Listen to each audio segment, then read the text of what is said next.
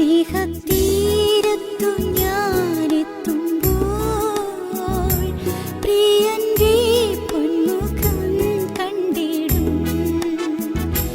ആനന്ദ കണ്ണീർ വീഴ്ത്തിടും പാദത്തിൽ ഞാൻ മുത്തിടും ആണിയേറ്റ പാദങ്ങൾ.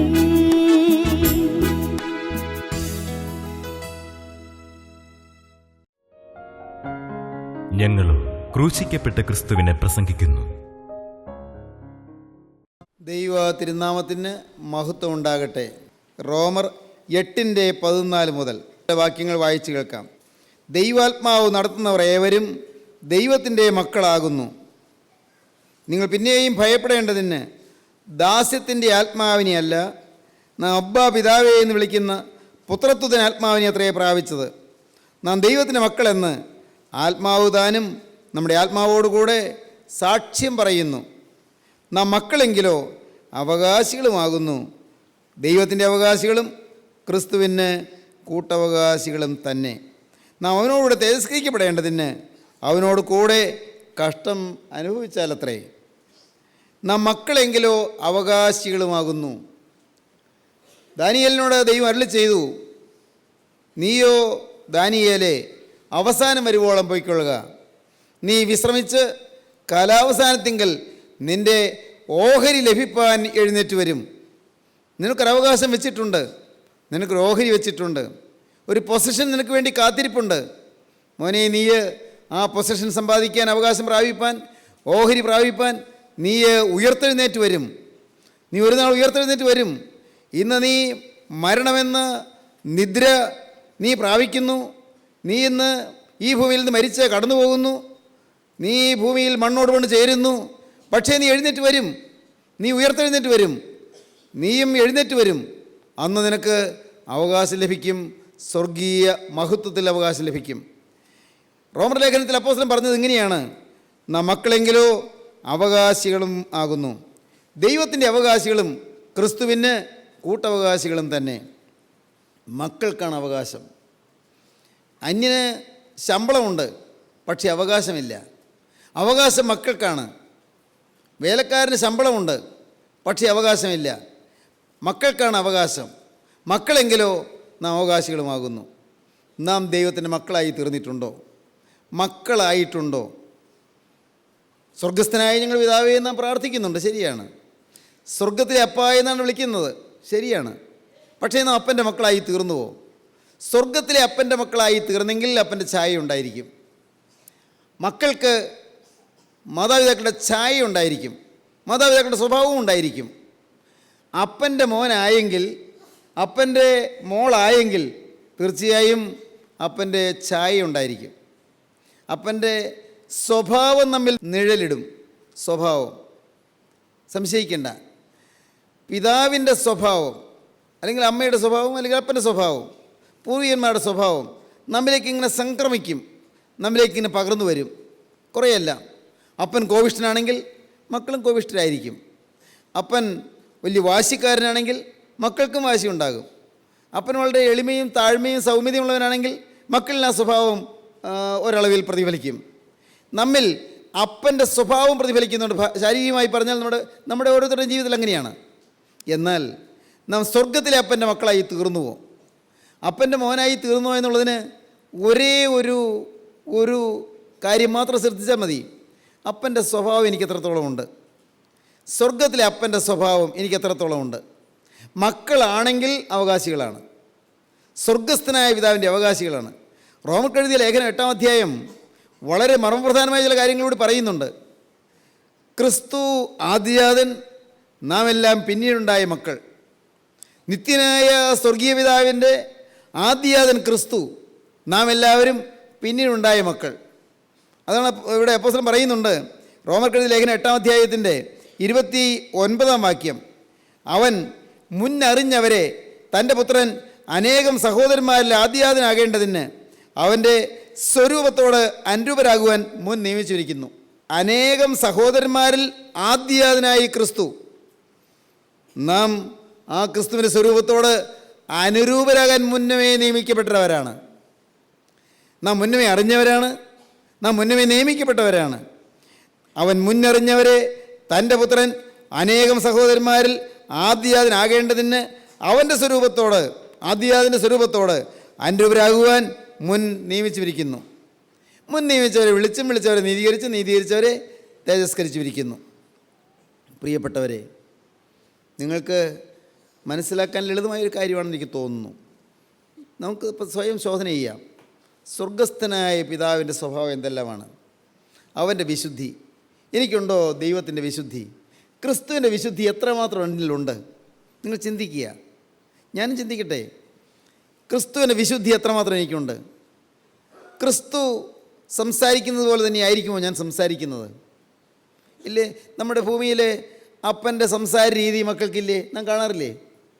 ഭൂമിയിലെ അപ്പൻ്റെ ആ ചിരിയുടെ രീതി പോലും മക്കൾക്ക് കാണാറില്ലേ? അപ്പൻ്റെ ഛായ, പുറമേയുള്ള ഛായ മാത്രമല്ല, അപ്പൻ്റെ നോട്ടത്തിൻ്റെ പ്രത്യേകത മക്കൾക്കുണ്ടാകാറില്ലേ? നമുക്കറിയാമല്ലോ.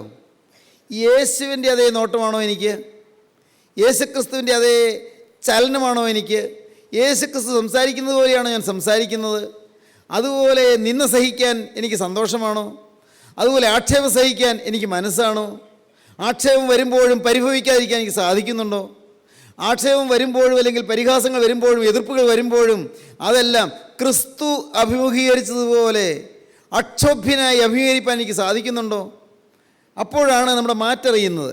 അപ്പോഴാണ് നമ്മുടെ നിലവാരം അറിയുന്നത്. മക്കളെങ്കിലോ അവകാശികളുമാകുന്നു. നാം അവകാശികളാകാനാണ് വിളിക്കപ്പെട്ടിരിക്കുന്നത്. അതിനാണ് മുന്നമേ അറിഞ്ഞിരിക്കുന്നത്. അതിനാണ് മുന്നമേ നിയമിച്ചിരിക്കുന്നത്. മക്കളെങ്കിലോ അവകാശികളുമാകുന്നു. വായിക്കുന്നത് എന്താണ്? ദൈവാത്മാവ് നടത്തുന്നവർ ഏവരും ദൈവത്തിൻ്റെ മക്കളാകുന്നു. നാം മക്കളാണെങ്കിൽ അപ്പൻ ഞങ്ങൾ നടത്തും, അപ്പൻ്റെ ആത്മാവ് ഞങ്ങൾ നടത്തും, പരിശുദ്ധ റൂഹ നമ്മെ നടത്തും. മക്കളെ അപ്പൻ നടത്തും, മക്കളെ അപ്പൻ പരിപാലിക്കും, മക്കളെ അപ്പൻ സംരക്ഷിക്കും, മക്കളെ അപ്പൻ പോറ്റും, മക്കളെ അപ്പൻ പുലർത്തും, മക്കളെ അപ്പൻ വളർത്തും. നമുക്കറിയാം, മക്കളുടെ നന്മയാണ് അപ്പൻ്റെ ലക്ഷ്യം. അപ്പൻ്റെ ഏക ലക്ഷ്യം മക്കൾ നന്നായി വരണമെന്നാണ്. അല്ലേ? നിങ്ങളും അപ്പന്മാരും അമ്മമാരും കേൾക്കുന്നില്ലേ ഈ വാക്കുകൾ? നിങ്ങളുടെ മക്കൾ, ഒരുപക്ഷെ നിങ്ങൾക്ക് ഇത്തിരി പ്രയാസം ഉണ്ടെങ്കിലും മക്കൾ പ്രയാസം അനുഭവിക്കരുതെന്ന് നിങ്ങൾക്കില്ലേ? നിങ്ങൾക്കൊരു രോഗമുണ്ടെങ്കിൽ പോലും മക്കൾക്ക് രോഗം വരില്ലേ എന്നല്ല അല്ലേ നിങ്ങളുടെ ചിന്ത? അല്ലേ? നമ്മുടെ മക്കളെക്കുറിച്ച് നമുക്ക് അത്രയും കരുതലില്ലേ?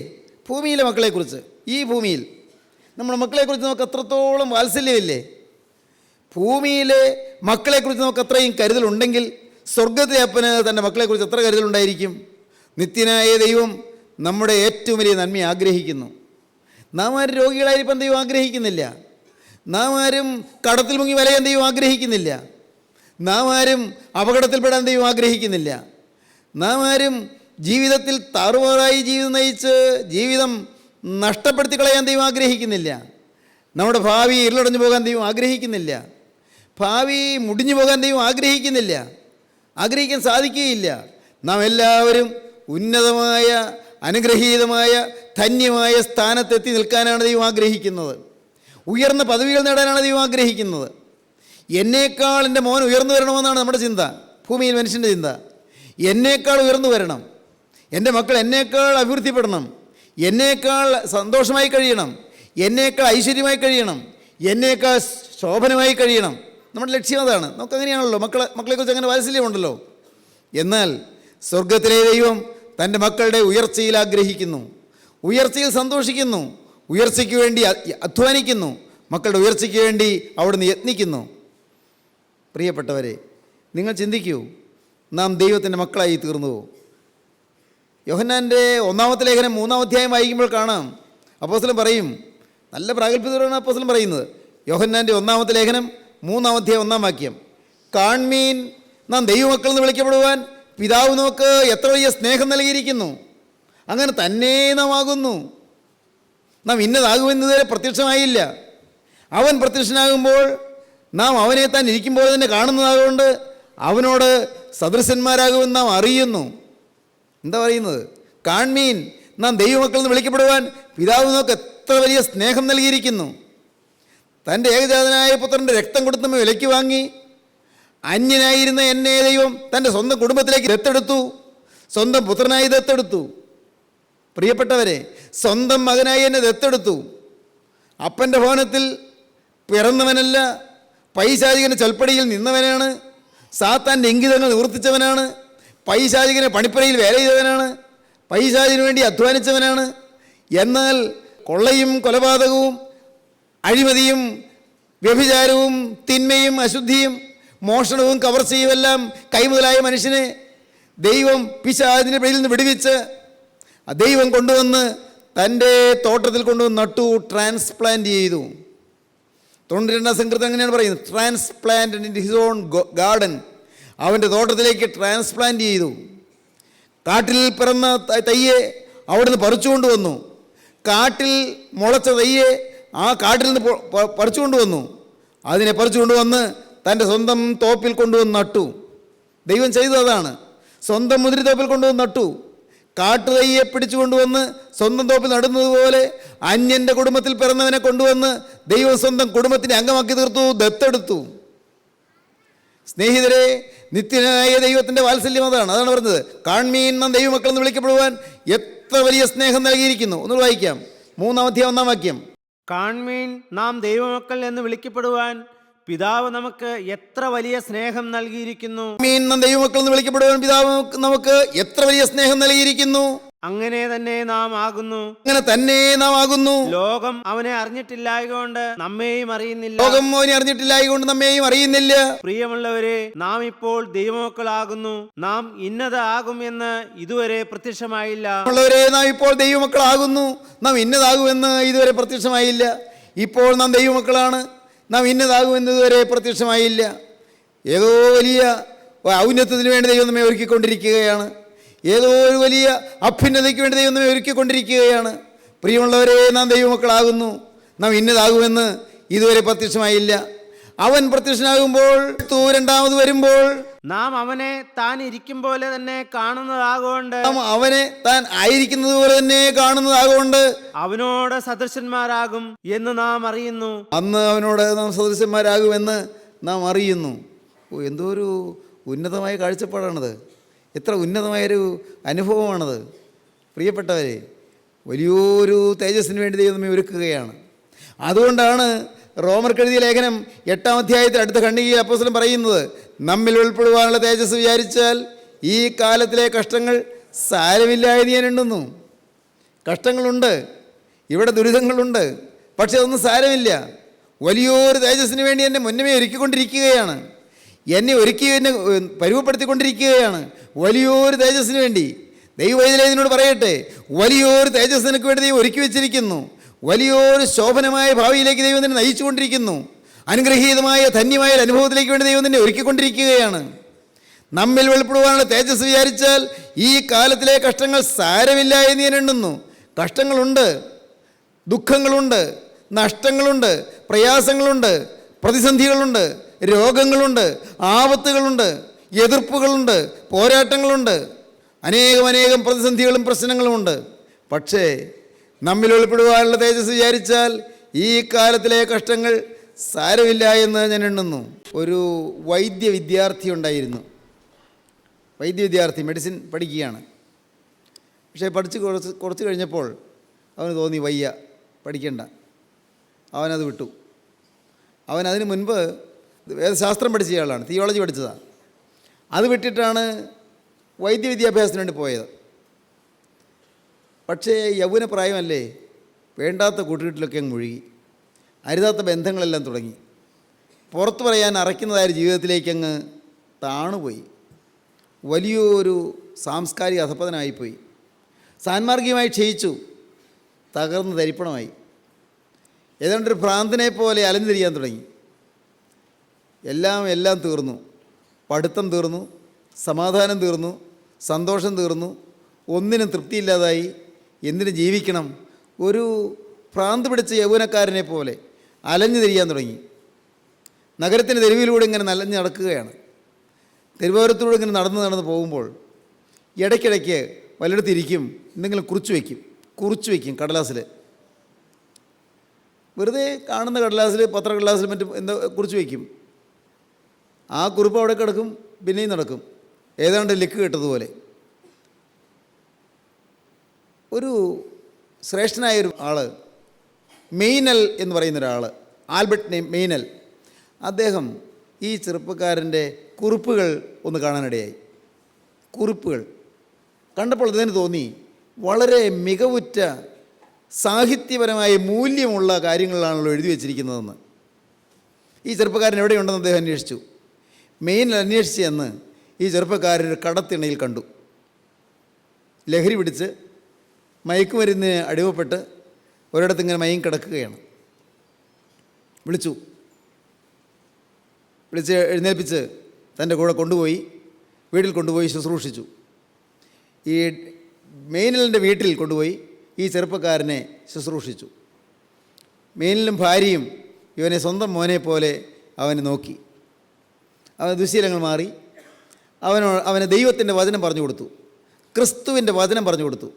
അവരുടെ ജീവിതത്തിൽ കൂടിയുള്ള, അവരുടെ പെരുമാറ്റത്തിൽ കൂടിയുള്ള സ്നേഹവും വാത്സല്യവും ക്രിസ്തുവിൻ്റെ വചനത്തിൻ്റെ ശക്തിയും അവൻ അനുഭവിച്ചു.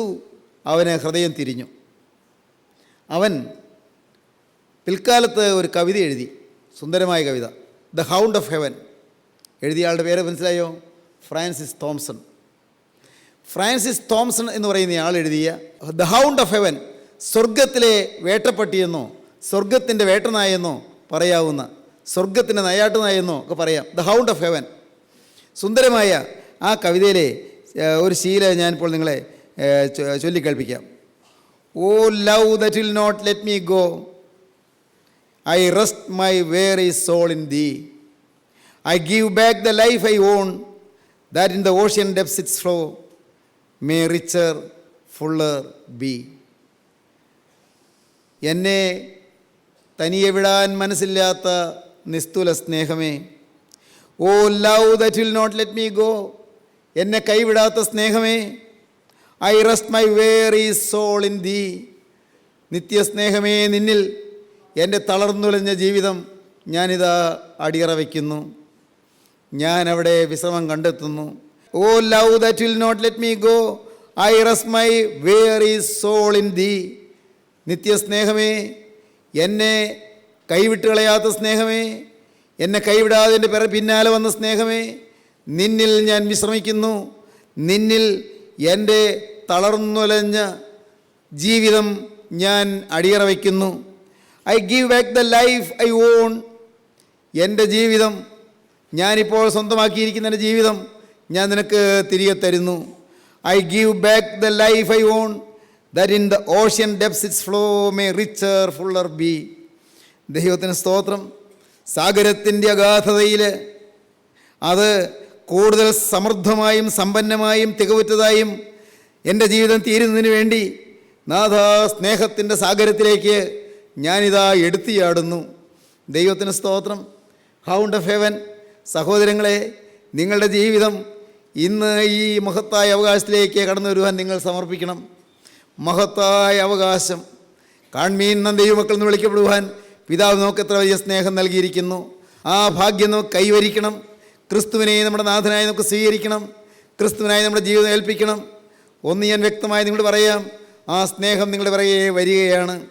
എന്നെ കൈവിടാത്ത സ്നേഹമേ, എന്നെ തേടി വരുന്ന സ്നേഹമേ, എനിക്ക് വേണ്ടി ക്രൂസിൽ തിരുനണം ഒഴുക്കിയ സ്നേഹമേ, എനിക്ക് വേണ്ടി ചോര ചിന്തിയ സ്നേഹമേ, എനിക്ക് വേണ്ടി ജീവൻ വെടിഞ്ഞ സ്നേഹമേ, ഗോകുൽത്തായിലെ കുരിശിൽ 3 ആണികളിൽ എനിക്ക് വേണ്ടി പെടഞ്ഞ സ്നേഹമേ, എന്നെ തന്നെ നിൻ്റെ പാദപീഠത്തിലേക്ക് ഞാനിതാ സമർപ്പിക്കുന്നു. എൻ്റെ ഭാവി നിന്നെ ഏൽപ്പിക്കുന്നു, എൻ്റെ ജീവിതം നിന്നെ ഏൽപ്പിക്കുന്നു. ഞാനൊന്നും നോക്കിയല്ല സ്നേഹത്തിൻ്റെ ഈ സാഗരത്തിലേക്ക് ഞാൻ എടുത്തിയാടുന്നത്. ഒന്നും ചിന്തിച്ചുകൊണ്ടല്ല, നാളെ എന്തെന്ന് ഓർത്തുകൊണ്ടല്ല, സ്നേഹത്തിൻ്റെ മഹാസാഗരത്തിൻ്റെ അഗാധതയിലേക്ക് ഊളിയിട്ട് പോകാൻ കൊതിവുണ്ട്. ഞാനിതാ എന്നെ സമർപ്പിക്കുകയാണ്. ഈ സ്നേഹത്താൽ എന്നെ പൊതിയണമേ. ക്രിസ്തുവിൻ്റെ ക്രൂസിലെ സ്നേഹത്താൽ എന്നെ മൂടണമേ. ക്രിസ്തുവിൻ്റെ ക്രൂസിലെ സ്നേഹത്തിൽ എന്നെ കർത്താവേ നീ മുക്കിയെടുക്കണമേ. ആ സ്നേഹത്തിൻ്റെ നദിയിൽ മുങ്ങി കുളിപ്പാൻ എനിക്ക് നീ ഭാഗ്യം തരണമേ. ആ ആ സ്നേഹത്താൽ എൻ്റെ ഹൃദയം നിറയണമേ. ആ സ്നേഹം എന്നെ ജ്വലിപ്പിക്കണമേ.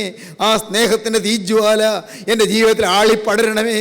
ആ സ്നേഹത്തിൻ്റെ ജ്വാലയിൽ ജനലക്ഷങ്ങൾ എൻ്റെ കർത്താവേ അനുഗ്രഹം പ്രാപിക്കണമേ. അനേകർ സ്വർഗ സന്തോഷം പ്രാപിക്കണമേ. അനേകർ നിത്യരാജ്യത്തിൻ്റെ മഹത്വത്തിലേക്ക് കടന്നു വരാൻ ഒരുങ്ങണമേ. അതിനായി നാഥ നിൻ്റെ വചനം എല്ലാവർക്കും നൽകണമേ. എല്ലാവരെയും തുടരണമേ, എല്ലാവരെയും അനുഗ്രഹിക്കണമേ. സ്നേഹിതരെ, നിങ്ങൾ പ്രാർത്ഥിക്കൂ, നിങ്ങളെ തന്നെ സമർപ്പിക്കൂ, ക്രിസ്തുവിൻ്റെ കരങ്ങളിലേക്ക് നിങ്ങളെ തന്നെ കൊടുക്കൂ. യേശു ക്രിസ്തുവിൻ്റെ കരങ്ങളിലേക്ക് നിങ്ങളെ ഏൽപ്പിക്കുന്ന നിങ്ങൾക്ക് ബോധ്യമുണ്ടെങ്കിൽ, ഈ മഹാസാഗരത്തിലേക്ക് ചാടുവാൻ നിങ്ങൾ തീരുമാനിക്കുന്നുവെങ്കിൽ, ആ സ്നേഹസാഗരത്തിലേക്ക് കുതിച്ച് ചാടുവാൻ നിങ്ങൾ വെമ്പൽ കൊണ്ട് നിൽക്കുന്നുവെങ്കിൽ, എങ്കിൽ നിങ്ങളുടെ കരങ്ങൾ ഉയർത്തുവീൻ, ക്രിസ്തുവിൻ്റെ കരങ്ങളിലേക്ക് നിങ്ങളെ ഏൽപ്പിച്ചു കൊടുക്കുവീൻ, ക്രിസ്തുവിനോട് വാക്ക് പറയുവീൻ. യേശുവേ, ഇന്നു മുതൽ ഞാൻ നിന്റെ വക. എൻ്റെ യേശുവേ, ഇന്നു മുതൽ ഞാൻ നിന്റെ വക. യേശുവേ, ഇന്നു മുതൽ ഞാൻ നിന്റെ വക. സമർപ്പിക്കാം, നമുക്ക് പ്രാർത്ഥിക്കാം. കരുണയുള്ള കർത്താവേ, ഈ മനോഹരമായ സമയത്തിനായി ഞങ്ങൾ നിന്നെ സ്തുതിക്കുന്നു. വചനം കേട്ട എല്ലാവരുടെ പേരിൽ നിന്റെ ആത്മാവിനെ പകരണമേ. ആത്മാവിനെ തീയിൽ ജ്വലിച്ചുകൊണ്ട് നിന്നെ സ്തുതിപ്പാൻ നിന്റെ മക്കൾക്ക് ഭാഗ്യം നൽകണമേ. എല്ലാവരും സ്വർഗീയ തേജസ്സിന് വേണ്ടി ഒരുങ്ങുവാൻ ഭാഗ്യം നൽകണമേ. രണ്ടാമത്തെ വരവിന് വേണ്ടി എല്ലാവരെയും ഒരുക്കണമേ. തിരുനാമം മഹത്വപ്പെടുത്തണമേ. യേശുക്രിസ്തുവിൻ്റെ മഹത്വമുള്ള നാമത്തിൽ തന്നെ. ആമീൻ.